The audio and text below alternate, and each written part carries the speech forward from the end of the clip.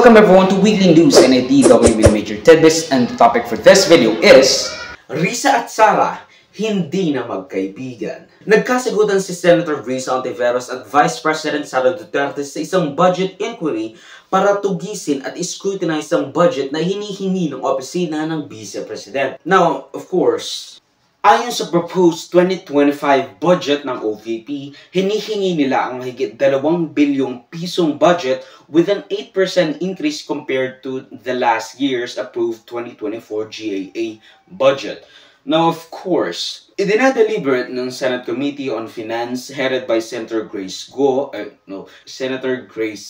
dumating si Senator Risa Ontiveros with but a few questions lamang regarding VP Sara's want for the 2 billion pesos, but at least for now, wala nang confidential funds. So that's a big win for us.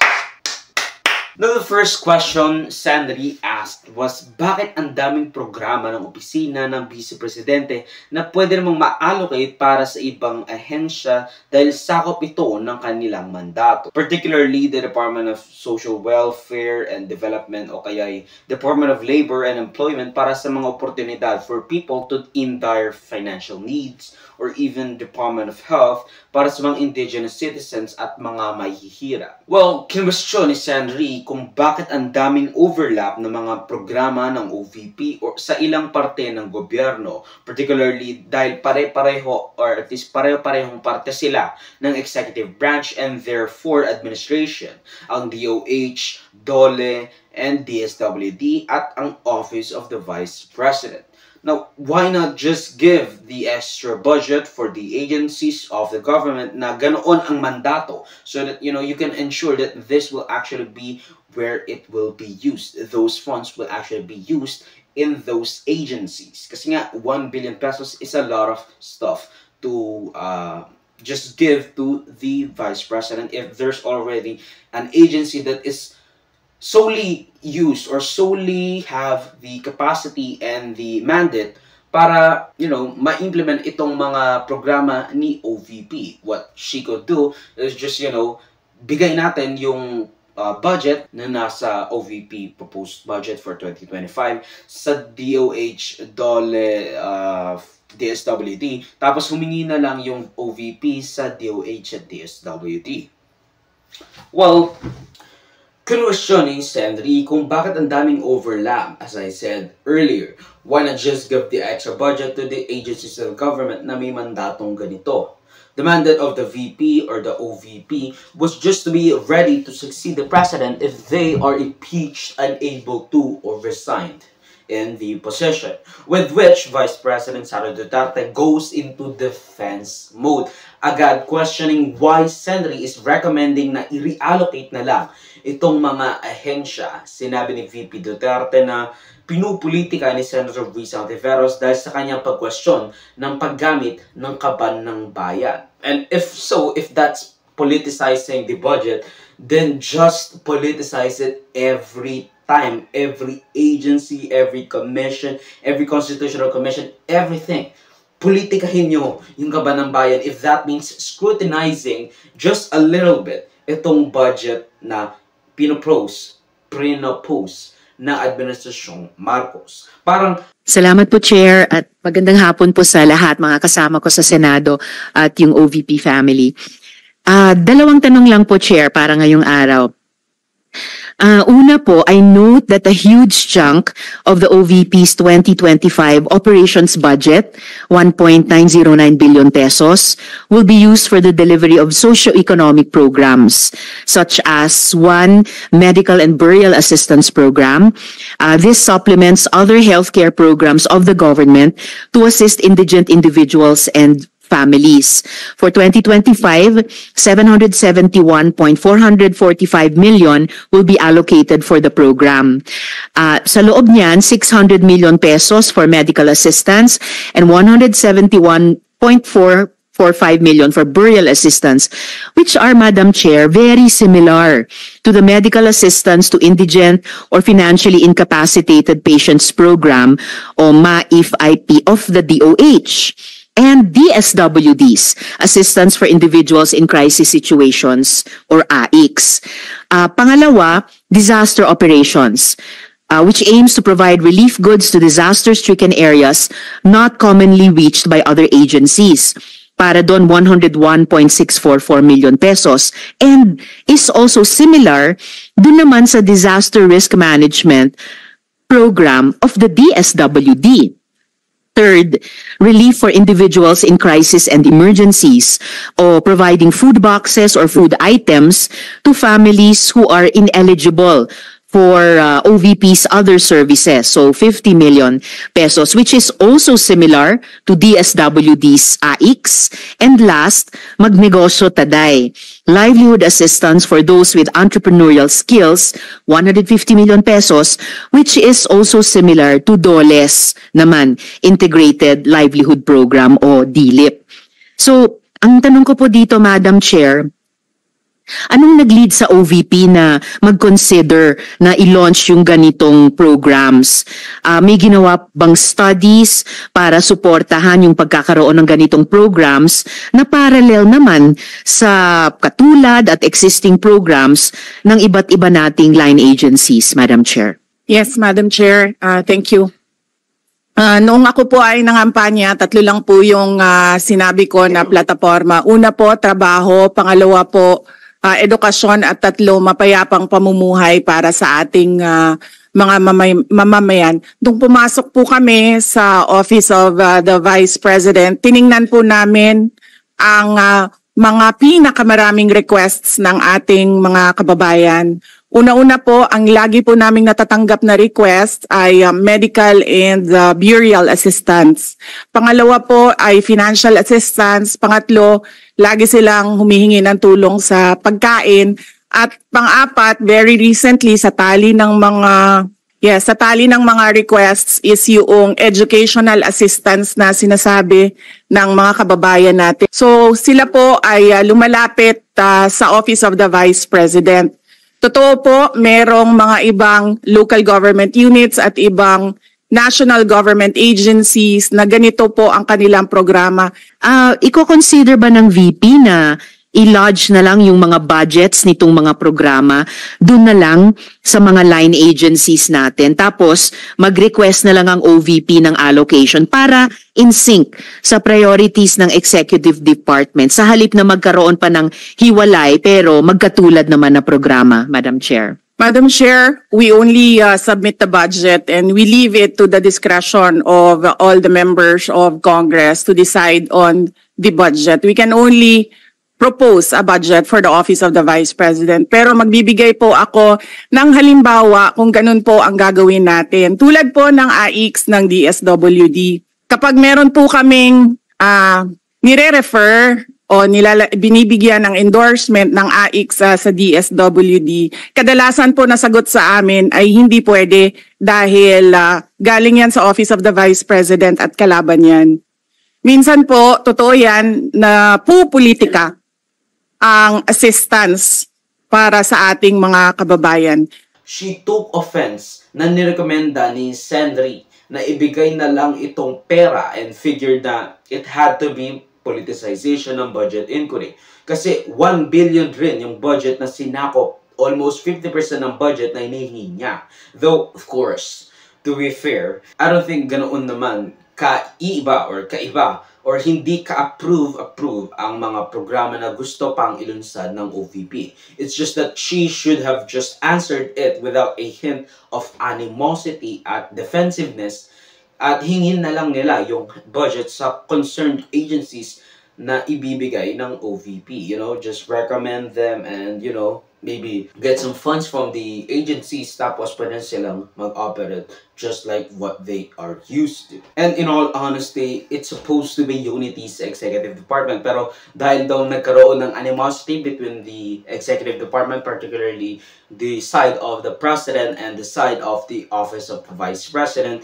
well, hindi raw sila nagbimegal, which kind of really boggles Senator Risa Ontiveros' mind, considering, you know, merong courtesy interlegislatively from the Senate and the House of Representatives para mag-work together. Tapos sa executive department pala, yung opisina or yung departamento ng gobyerno ay hindi gustong tumulong sa mga outreach programs ng opisina ng executive, which is the vice president. So that's kind of weird as well. Ito pong sinabi ni Senator Risa Ontiveros na at the proper time she'll make a motion to lodge the budget, the requested budget of the OVP to the other agencies. Let me just quote Senator Risa during the Akbayan Congress. Alam ko po na ang daming kalat ni Duterte na hirap tayong linisin. Ang kadiliman noong panahon niya ay talaga namang nanuot sa ating lipunan para mansa na napakahirap tanggalin. At habang ang anak niya ay may kapangyarihan pa, hindi magiging madali ang ating laban. While VP Sara is in power, the threat of a full-blown Duterte comeback is still a very real and present danger. For one, they are supported by one major superpower, China. So that is an example of politicizing the budget of the government. I will certainly, if you request, Madam Chair, repeat my question dahil walang kinalaman sa kasasabi lang ng VP ngayon. The second at mas inaabangan ng lahat na news story ay patungkol sa part ng isang much larger budget kung saan nagsiset aside ng 10 milyong piso para sa printing at publishing ng librong Isang Kaibigan authored by Vice President, into which she just lost her mind, bringing up the history between Senator Risa's affiliation and the Dutertes. She brought up Risa Ontiveros' speech in the Akbayan protest regarding her dahil sinabi ni Risa na hanggat nandyan ang anak ni former President Duterte ay pwedeng magkaroon ng comeback. Parang weird sabihin. Hindi pa tapos ang laban sa wala namang connect sa tinanong ni Senator Risa with regards to the logistics, printing, publishing at procurement ng libro na ginawa niya. Ang tinanong lang ni Risa, ilang pages ba itong librong ito, ilang copies ang gagawin, at tungkol saan itong librong ito. That's not an example of politicizing the question. Senator Risa Ontiveros, repeat the last question. I will certainly, if you request, Madam Chair, repeat my question dahil walang kinalaman sa kasasabi lang ng VP ngayon. Ang tanong ko po ay ilang mga libro ng Isang Kaibigan ay bibilihin at i-distribute at if the VP could tell us more about the contents ng librong ito. The book is not for sale. We only pay for the publication of the book. And we will send Senator Ontiveros a copy so that she will know what is the content of the book. Nung tinanong ni Sandri, sinabi niyang bibigyan niya ito ng copy, seemingly not knowing what the book is about and just want the inquiry with Sandri to be over. Kung sabi niya, sige, papatahimikin na bibigyan kita ng kopya. Right this instant, tomorrow, meron ka ng kopya. Sandri made it her point na hindi niya tinatanong kung ano yung laman ng libro para sa kanya or for a political stand. Tinatanong niya on behalf of the committee na sumusuri sa budget at pera ng taong bayan. Kumbaga, hindi maisip ni Senator ni Vice President Sara Duterte na may concern lang talaga. Ito si Senator Risa sa mga ginagamit na kaban ng bayan. 10 milyon pa nga. Paulit-ulit siya tinatanong kung ano ang laman ng libro. Pero she goes back to saying na pinupolitika ni Sandri ang budget hearing. Parang she has her guards up at lahat ng question, the slightest hint of scrutiny sa kanya, naglalash out siya. Why could she just not say what the book is about? It's probably because she doesn't even know. And we will send Senator Ontiveros a copy so that she will know what is the content of the book. This question is not only for me, Madam Chair, para sa mga kasama dito sa budget hearing. Baka ilang araw pa bago mapadala at mabasa ko, which I certainly will. But I am asking a question. Simpleng tanong. Tell us more about the book, Isang Kaibigan, at ilang kopya nito ang bibilihin ng gobyerno sa halagang 10 milyong piso at i-distribute sa kasama ng mga bags sa 1 million learners sa remote communities. This is an example of politicizing the budget hearing through the questions of a senator. Ang problema niya kasi, nakalagay yung pangalan ko doon sa libro. At yung libro na yan, ibibigay namin doon sa mga bata. At yung mga bata na yan, may mga magulang na boboto. At yung pangalan ko, ay nagkalat doon sa kung saan man ibibigay yung libro. Madam Chair, we commit to send tomorrow everyone in this room a copy. Madam Chair, hindi ko maintindihan yung ugali ng ating resource person. It is a simple question. Paulit-ulit na this is politicizing. Ang VP ang nagbanggit ng salitang boboto. Wala akong sinabing boboto. I'm simply asking, hindi ko ma-imagine we're making so much trouble, so much fuss about a 10 million peso item na itinatanong ko lang simpleng, what is the book about? At ilang kopya ang bibilihin ng gobyerno sa halagang 10 milyong piso at i-distribute. I don't appreciate this kind of attitude, Madam Chair. Now, brinrout out niya na humingi raw ng tulong sa kanya si Senator Risa pero hindi niya tinulungan ng ilang beses na matalo siya with Senri interjecting na 2 beses na po ako natalo. Yes, Madam Chair. Hindi ko rin maintindihan ang ugali ni Senator Risa Ontiveros and I do not appreciate, ano yung sinabi niya? I do not appreciate this kind of behavior and attitude.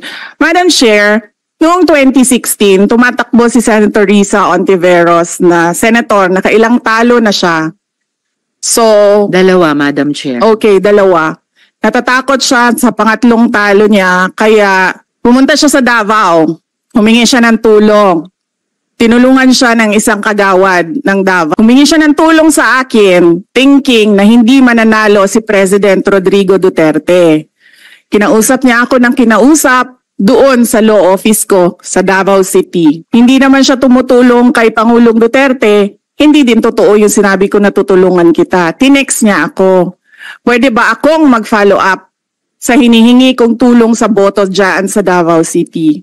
So sabi ko sa kanya, okay, sige. So, tinawagan ko at sinabihan ko at pinakiusapan ko ng pinakiusapan si former Congressman Milen Garcia. Sabi ko sa kanya, Kong, tulungan mo ito. Bigyan mo na lang ng ilang barangay mo at ilang mga leaders mo. Ayaw pa siya tulungan ni former Congressman Milen Garcia. Pinakiusapan ko ulit, Kong, please tulungan mo na lang.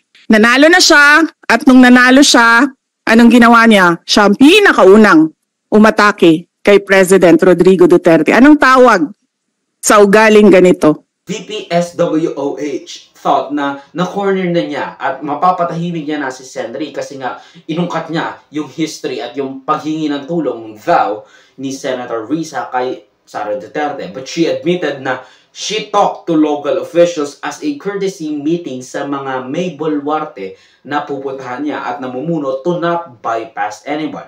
Hindi siya humingi ng tulong. Yun ang sabi niya. Kumbaga, she's an open book, unlike what Sara has been writing. The book in question, by the way, is basically just pangangampanya or early pangangampanya at brand/name recognition sa mga indigenous communities at, impoverished communities. Sa dulo ng libro, may isang page pa nga na dedicated to her lang. Kung saan sinasabi na ito si VP Sara Duterte at isa siyang tunay na kaibigan. It's a shallow front to imprint your name sa ating mga kabataan at sa kanilang mga magulang. Just so that you could say na, you have a lot of educational activism. At you did a lot for education when in reality, ginamit mo lang itong librong ito para pangampanya for araw 2028. Now, meron pang issue na plagiarize pa raw ang libro, pati na ang contents nito na makikita raw sa stock at free resource na makakopy and paste sa Canva free version.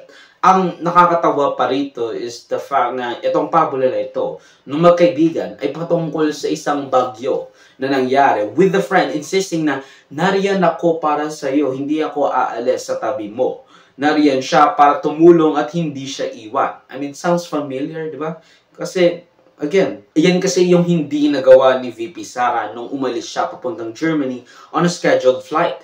Tapos, ang ilalagay nila sa last page ng libro is si Vice President Sara ay isang tunay na kaibigan. In a weird homage to a fascist refrain na the fascist is your friend. She feels entitled to just have the budget without the questioning, without explaining where it will go, or just even what is it? What is the content of that book? Pero, you know, this is not surprising considering ganyan din ang kanyang pag-asta last year during the confidential and intelligence funds debacle.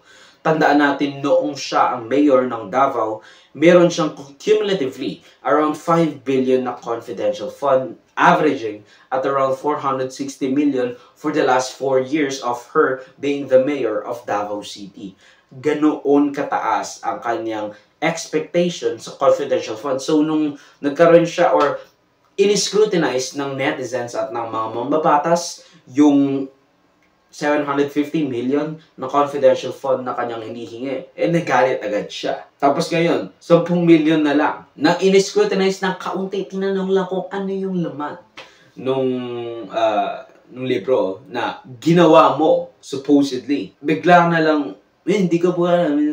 Tapos, pinupolitika kasi ako. Di ba? Entitled si Prinsesa SWOH. Ang video clip na ito ay galing sa aking series na News Worthy Recap. Check the entire video for the complete weekly news recap and subscribe to the channel to be kept up to date sa mga local at global news na I'll make sure would be interesting to you particularly. Di ko alam yung name mo pero you should subscribe. You... Muhammad Smith? I don't fucking know. John Smith? Salamat sa manonood mga kabayan. For me, like, subscribe, follow my links in socials and avoid. Choose that would be linked down below. Sa susunod muli, of course, paalam.